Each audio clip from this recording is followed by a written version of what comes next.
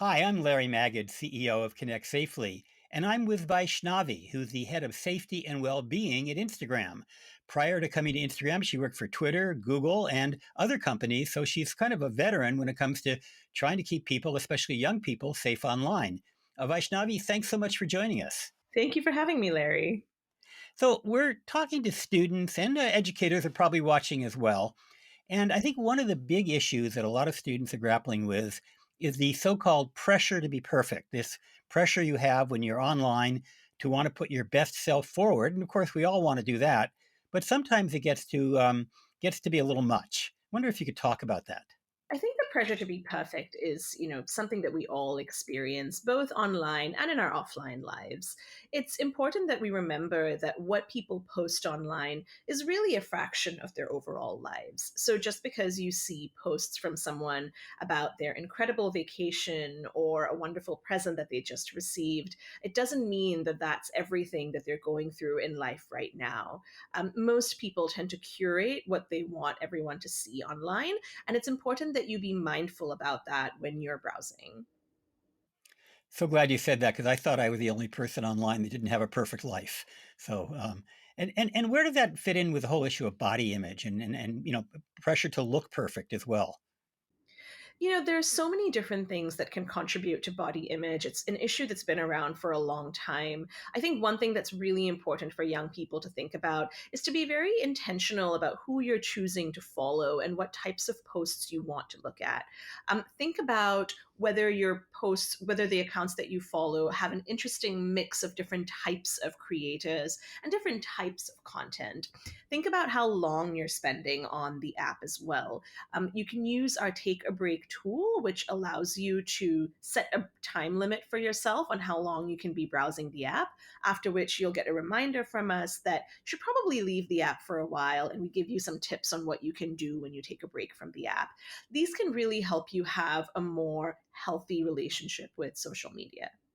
We hear a lot from young people about authenticity. And of course, it's possible to use filters or, for that matter, heavy makeup, wardrobe, or in some extreme cases, even surgery to look different than you might normally look. What do you have to say to people who are struggling with this whole issue of authenticity and how far to go to look as perfect as they possibly can? I think everyone has certain ideals of beauty for themselves, and I think that's understandable. But think about also whether what you're seeing online is really, truly someone at their most natural. It's really fun to have different types of makeup techniques. It can be fun to use, a dog filter or a, vampire filter. But think about whether the image that you're presenting online is really a true and authentic one.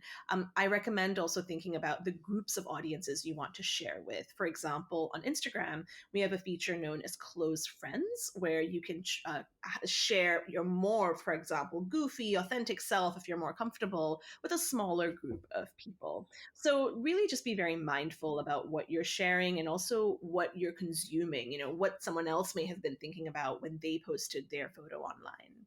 And how does the whole issue of likes and comments come into that? I mean, people, and I do this on myself, mostly on Facebook, look to see how many people like my post, look to see what people say, and sometimes it affects my sense of my sense of who I am when I look at this. I try not to let it, but it does occasionally.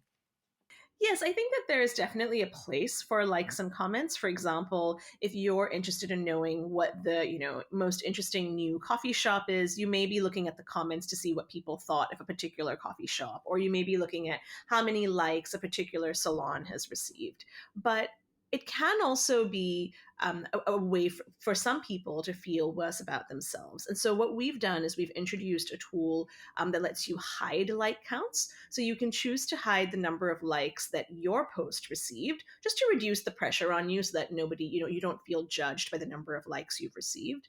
And you can also choose to hide the number of likes on other people's posts so that you don't have to see the number of likes that their posts received. That can be one way to help with feeling better about yourself if likes are making you feel bad about yourself. And what about other tools to kind of filter messages and create a feed for yourself that you're going to really feel good about? Absolutely. I think another thing that you can do is you can consider whether you want to take a break from the app after you've been spending a certain amount of time on it. And you can also choose to mute posts from someone you follow if you don't want to see their content for a while. I have some friends whom I love dearly, but I don't need to see 10 photos of their dog every day in my feed. And so sometimes I mute their feed because I just don't want to be repeatedly inundated with that content. That can be a very useful tool. Before we get going, I want to talk a little bit about you, believe it or not. Maybe elaborate a little bit about how did you wind up where you are and what was your journey like? So I've been working on safety and well-being issues, especially in terms of how they impact young people for many, many years now. I studied political economy in college, and I was really fascinated by how companies and societies were influencing one another. My first job, believe it or not, was as an Imagineer at Disney. So my job was to build great experiences for young people and children in our international theme parks. So this made me really interested in their experiences. And so I moved to Google, where I worked on child safety and privacy. And then I worked on content policies at Twitter, really helping people understand what our community standards are, what types of content is and isn't allowed on the platform. And now I work at Instagram, where I lead our work around safety and well being, and more broadly, our approach to well being for young people across Meta. And Meta, of course, being the new name for Facebook, which includes Facebook, Instagram, uh, so many products, all of the WhatsApp and all the other products from now the company Meta. Mhm. Vaishnavi, thank you so much for taking the time. Really appreciate hearing from you. Thank you. It's always fun.